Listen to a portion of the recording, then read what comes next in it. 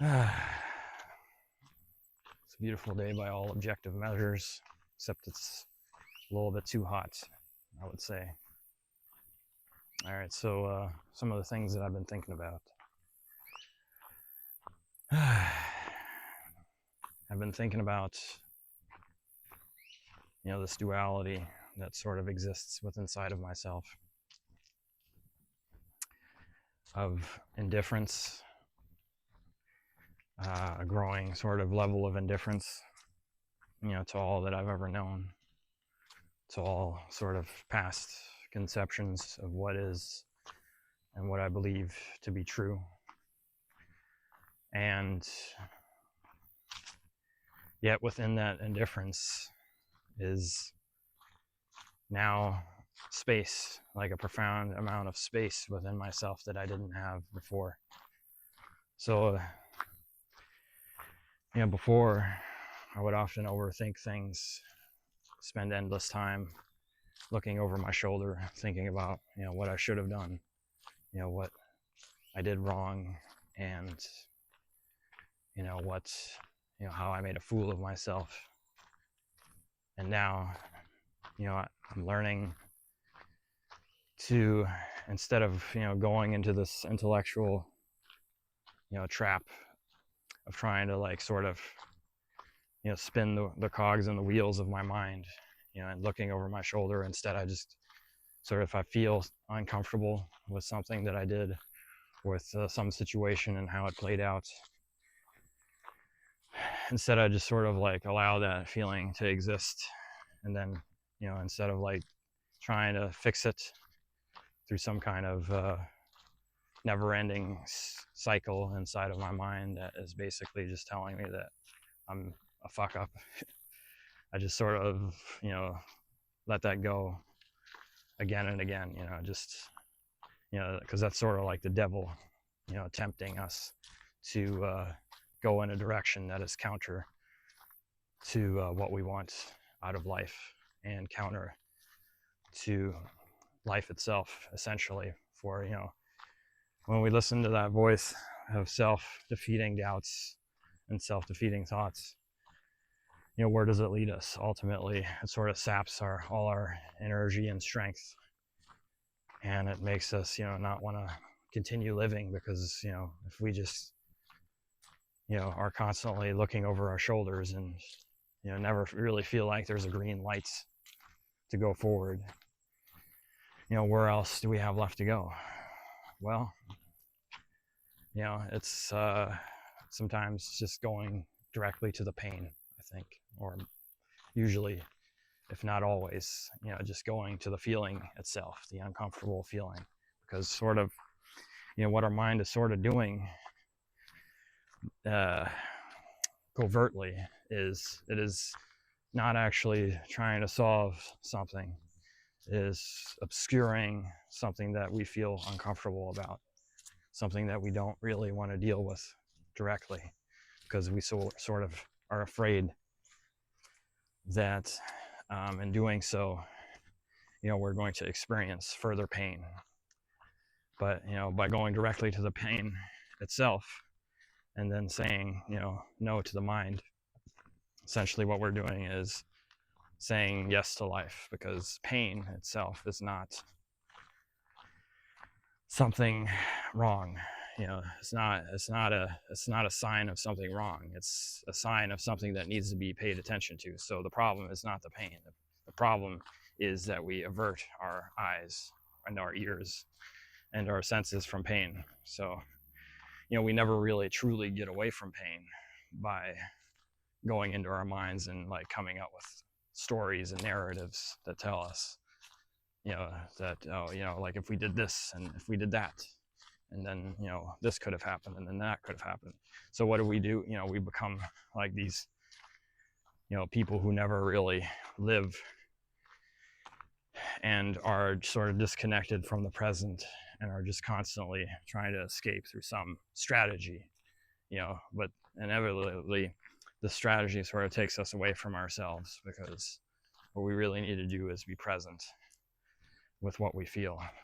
If we're not present with what we feel, we create essentially the unconscious, because we come out of a fluid state of existence, and now we're sort of like Adam and Eve, trying to put clothes on ourselves and saying, oh shit, we're naked. We need like this extra layer of protection between us and reality, when in reality it would be better just to be sort of experience reality sort of in a more natural and naked sort of pure way, without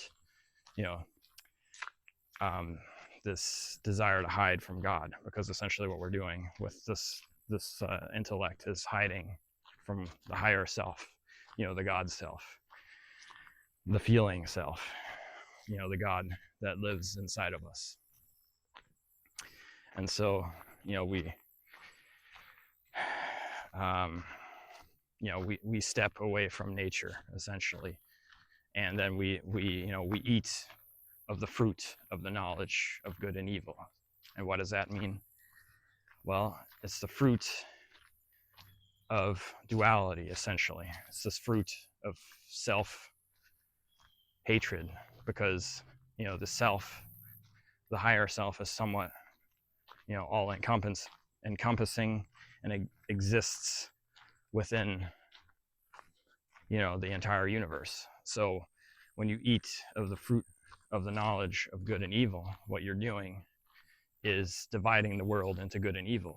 And you're saying, oh, I'm going to align myself with good by, living accordance to some strategy in my mind that tells me that I'm doing good. But within that, there's no objective measure of goodness. And all you're doing is projecting evil onto the world and onto other people in this hope that you will somehow be a more noble person, because like now you're, instead of like experiencing life directly, you're like living by this checklist of like, oh, I did this and I did this and I did this, so therefore I'm a good person. It's not how it works, my friends. It's not how it works. You have to be truly good. You have to live in accordance with God, and you have to sort of take off your clothes, as it were, to be in direct contact with nature, with God. And you need to stop, eating of this fruit that says that you have the knowledge of good and evil, because you don't actually have any ability as a human being to discern what is good and what is evil. Only God. That is only for God to know, and that's, so what is it? What is our purpose as human beings? Our purpose is to be faithful. Faith. How do we live without the knowledge of good and evil? Well, we go back to faith. We go back to faith inside of ourselves, and we go back to faithfully paying attention to what is going on. What is nature telling us? And what do I mean by nature? Nature is another way of saying God. What is God telling us inside of ourselves? He did not program us to feel feelings that are incorrect. All feelings are correct feelings. So, we can filter those feelings and then act out in a certain way and say, hey, well, my feelings, told me to do this thing. But no, it wasn't your feelings that made you do the incorrect thing. It was this mind here interpreting the feelings that made you do the incorrect thing. So don't blame nature for your callousness and your misdeeds and your sins. So, what's a sin? Well, a sin, if you look at the etymology of it, is actually a term used, I believe, in archery that means missing the mark. So what is a sin? Well, a sin is nothing to like look over your shoulder and contemplate endlessly and feel ashamed of. No, a sin is you've missed the mark. Okay, and now stop missing the mark. Go and sin no more. That's all that means. And it's not for some other person to say, oh, you're a sinful, shameful human being, and you must follow my words, for I am the, I am the correct pathway to God. No, I mean, other people can aid us and point us in the direction, but ultimately the true path lies within us. It lies within faith. You cannot have faith by outsourcing your free will onto another. You can't say, oh, my life is too busy, so I'm just gonna, go to church and then hope that I get into heaven. No, that's not how that works. You can't just say, hey, I'm gonna, go and do this checklist of things that are supposedly good works, and then, maybe I'll get into heaven. No. If you're not doing what it is within yourself that nature has designed for you, that God has designed for you, within your feelings, if you're not following that, then you're out of alignment with God, and you're not on your way to heaven. You're already in hell. And what is hell and what is heaven? Well, heaven is a state of being. It's a state of being that exists within nature, and hell is also something that we can create through diverging from nature and living in an intellectualized sort of fictional transposition onto reality. So don't fall into that trap. Be spontaneous, learn to be more spontaneous, learn to be more indifferent, and within that indifference becomes room to feel what you're really feeling. So it's a strange,